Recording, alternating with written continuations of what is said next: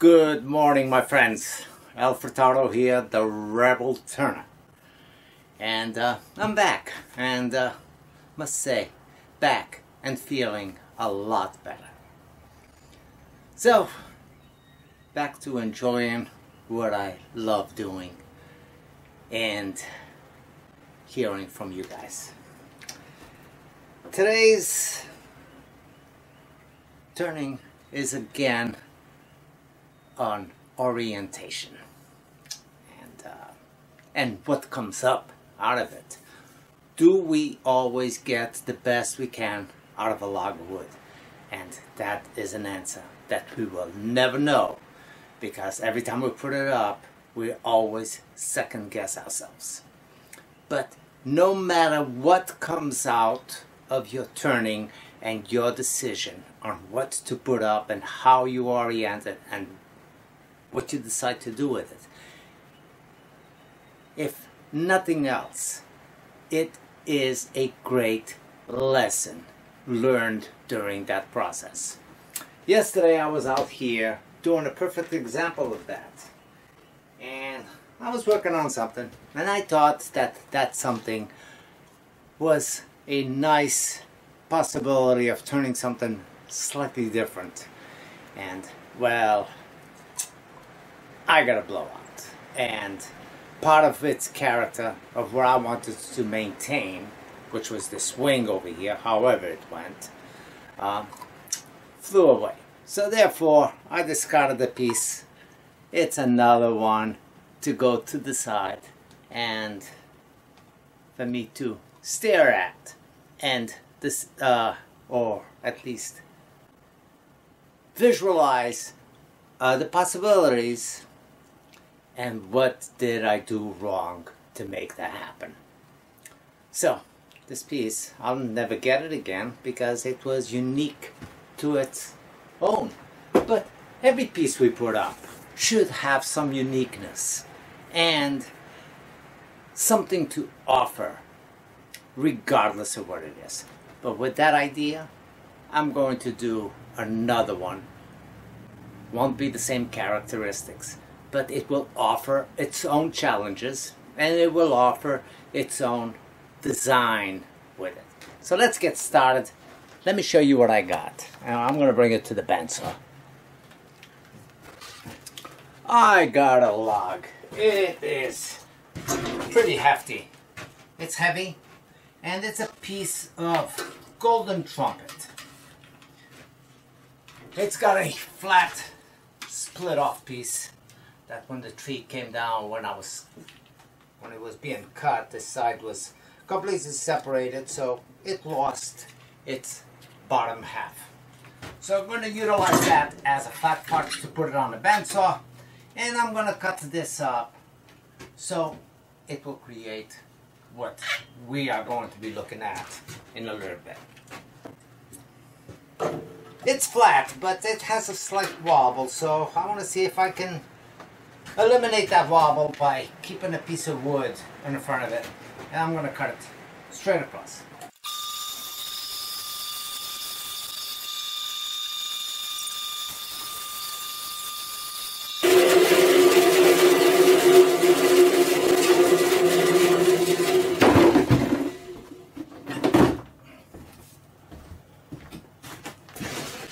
So purposely, I ended up with a piece fairly narrow, not nearly as wide as deep.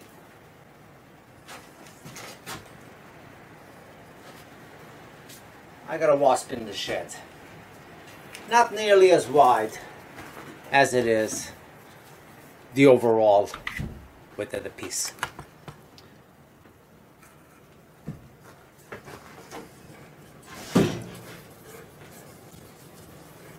Set it up on my spur drive as I normally do.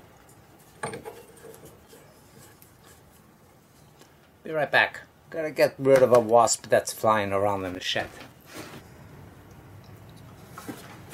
So I got it on my spur drive right now, just balancing it off a little bit, still maintaining the center.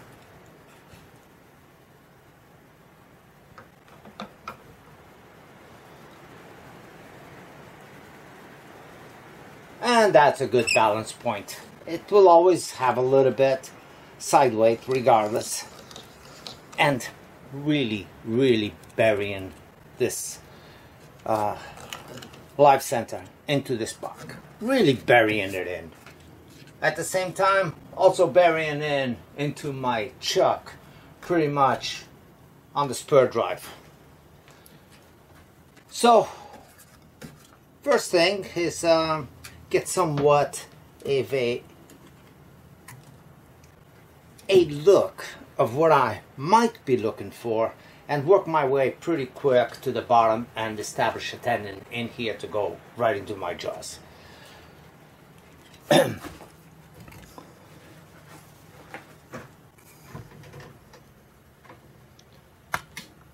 So the way I will treat this, because I'm not shaping right off the bat, I'm eliminating weight and making the piece safer. I'm going to go from out here, eliminating these two square edges and working towards the bottom of this piece, creating somewhat of a shape. I might come out a little bit further here, not interrupt with the top yet, until I know exactly where I'm going with the piece, rather than start coming up with something that's going to affect me and not give me all the options. Let the piece develop as it goes along. You might have an idea of what you want, but in reality the piece has to determine what it wants to be. Speed, this size, maybe 400 RPM. Alright, 412, 430 RPM. Going here, I can see the edging. And this is all bark at the beginning, so you really are not really fighting this piece.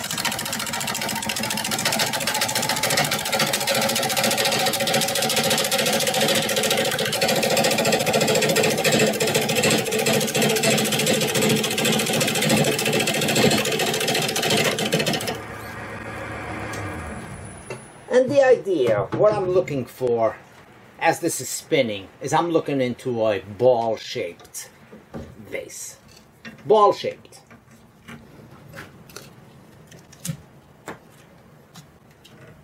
Okay? So let's keep it going.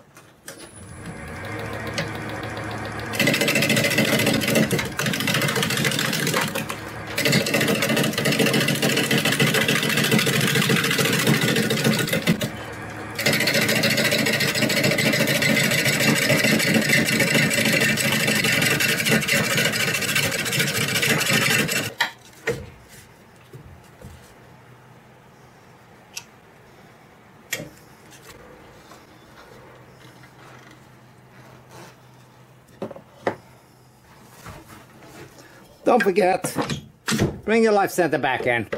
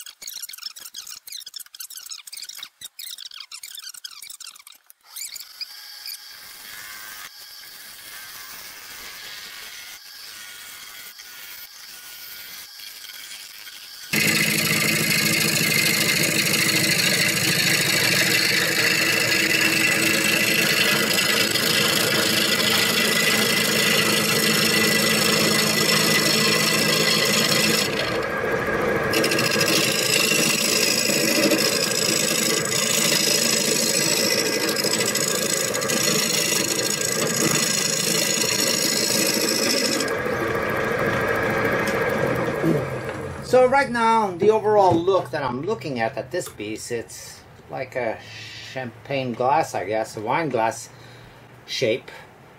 And I got a look and decide on what do I think. And I'm going to keep this mouth fairly wide. I think it's well balanced between the top and the bottom. I think the size that I got down here and the size of the mouth, I think works pretty well. Just got to get rid of some of this still unevenness that I got going on. And I know some of that is due to the cut, because depending on how true this cut is will affect on what you see for an outline over here. So one more pass in here. Of course, this has always been an issue on this wood.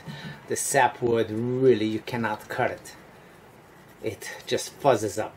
But I'm going to not concave this because I don't think I want that look. I just want to come all the way from out here and follow the same contour that I already got going on in here. One more time.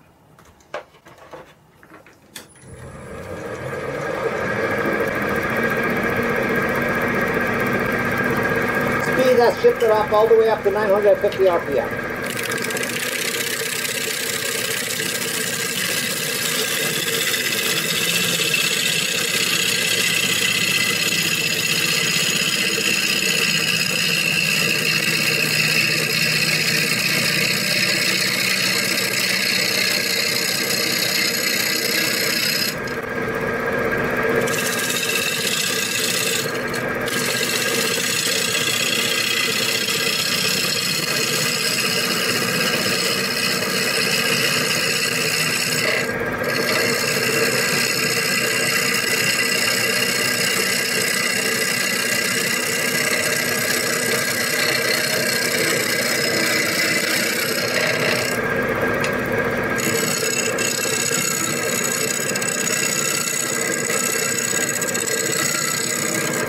Look at the top edge, look what's going on over here, and you can determine how well you are on that line. Also time to bring the tool rest a little bit closer.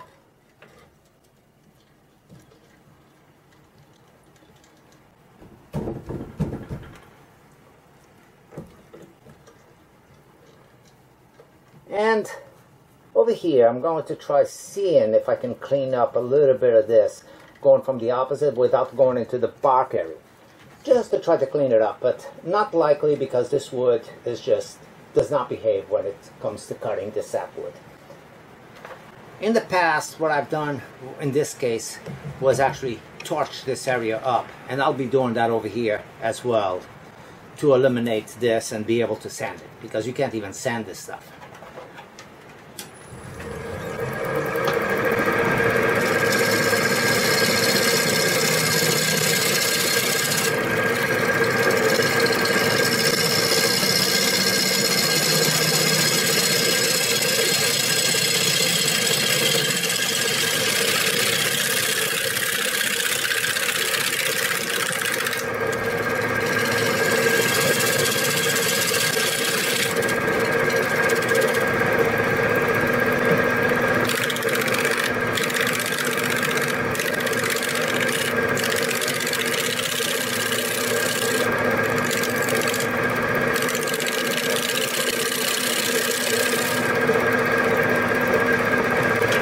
Okay, since I'm not going any deeper on that area, it's time to really treat the bark area. Actually, let me see. Actually, my separation point is very, very little, and it's just over here. So, fine sawdust, fine, and really push it in, really push it in.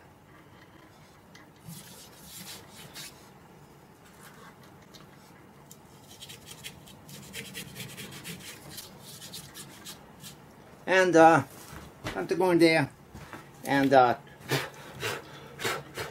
treat up this edge of bark all the way around. Now this bark does not seep in the super glue or the CA at all. It kind of sits on the top.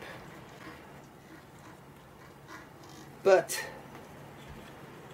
I think that looks pretty good all the way through. I think the shape is symmetrical on both sides. I think that's what I'm looking for. Gonna let that dry for a minute, and I'm going to sand this down a little bit after I run the torch on it. Running the torch is not so much for design. It is really to get rid of the fuzzies, but it also affects, and it will bring what this bark looks like, going all the way down to where the sap and the heartwood meet up. It really does give you a nice thing. And this wood, I mean, it doesn't have a lot of spalting per se, but it really does give you some unique wood grain. And it reminds me quite a bit of the banyan tree, which I've turned a long time ago with its intricate zebra striping that it gets through on this part of the wood. As a matter of fact, pretty much all the way through, even where it's lighter. So it's a nice looking piece.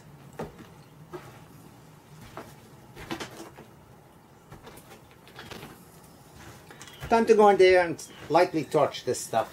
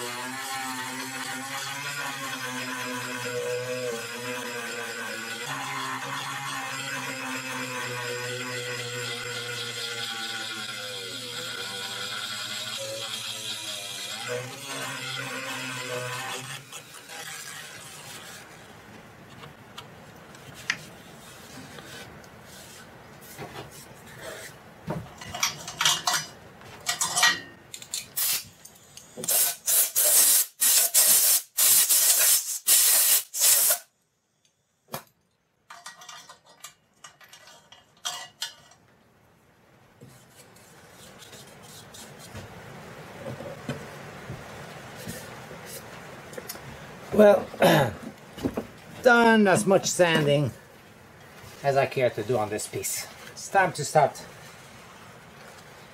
highlighting it with Yorkshire grit and see what it really wants to expose.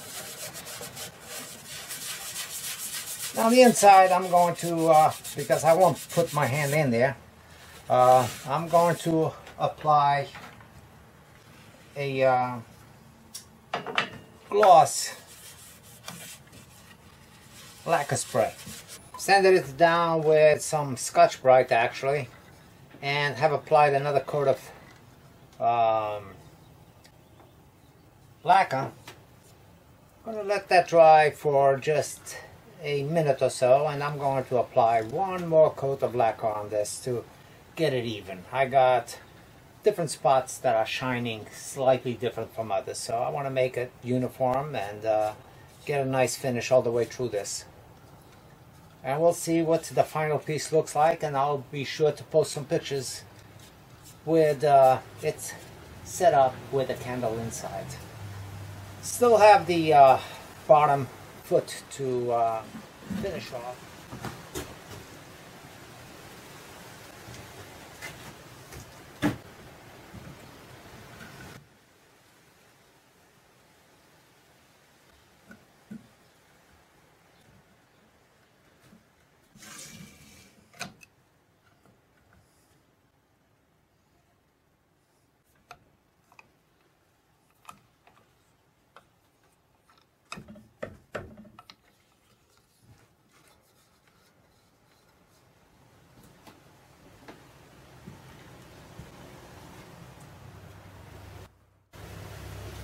Well, it's different, and I don't think it came out bad. Would you do that and go through all this work when it's not needed? You could make it perfectly round, which would have been a perfectly nice piece if it was full, rather than this. And if it had any type of character, any holes of this sort, it should be naturally caused, not intentionally caused, as this one. So do I like it? Yes, somewhat, but I am not super thrilled about it. The fact that it's not natural doesn't do that much, but it will play its own part on how it gets displayed and what it does. If you're looking for something like this, my advice is don't do it the way I did with these pre-cut. Do it as a full, and then bring it to your bandsaw as long as you got a nice flat bottom on, and you can through it, even if you wanted that slight inward pitch towards the top, like this one does from the natural cut. It's not 90 degrees to itself. It's slightly tapered in, narrow at the top than it is at the bottom. So if you wanted to do that as well, yeah, you could always shim it up slightly on the opposite side of the blade. And then when you cut the other side, do the same thing, and you could maintain or achieve the same look. The bottom, just a couple of rings over here, just sanded. There's nothing coarse on it, and sprayed it with a lacquer, the same as the other. The piece has had 3 coats of lacquer, and it was sanded once in between with some Scotch-Brite. The inside cuts, not bad. But these holes assisted me somehow, somewhat, I should say, when I was turning the inside, because I could see how thick I was going through all of this. And any lumps or anything like that, well, it gets magnified or amplified with this outside circumference. And therefore, it forces you to go in there a little bit better than what you normally would. I found that the best way for me to get any interior ridges was not necessarily with my hollowing tool, because you get bounce as it's going through, and it doesn't, you don't have the full field control that you do with a single handle like this without any sort of mechanism on the back twisting you out of the way. So I was able to go in there with my scraper, flat scraper, to some extent, because I could only go in so deep with it, being safe. And then the rest of it, I actually did it with this carbide scraper in there, because when you're going in, you can control any wiggle you got on the outside, which in turn creates ridges. So going in there with a nice easy control, I was able to get it pretty good. The ridges on the inside, pretty good. The piece does look nice. I love the bark on this wood and the continuing of the sapwood, which makes it look like bark, but that's not bark, that's the sap. And that's the part that on this particular wood you cannot cut. It's just fuzzes up. And of course, this is golden trumpet, still from the leftover remainders of the Hurricane Irma that passed through and knocked down this beautiful tree. Well, thanks for watching one. Follow up. It seems like I'm trying to make up for the time lost over here for the last month or so.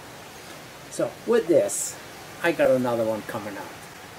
And it's not going to have this character, but it will still have some natural characters that you can decide which one you like best. So come back for next week's turning and make sure that you see the follow-up of this vase. I'm going to do basically the same style as this. Of course, it's not the same wood. It will be sea grape, but the overall look will be this round look that you see here all the way through, with some natural character going in. Come back, and thanks for watching, and we'll see you very soon. And don't forget, hit subscribe to see some beautiful work that comes out of my lathe. And also, don't forget, if you like it, share it with your friends, or that you like with your friends. Thank you, take care, we'll see you very soon again.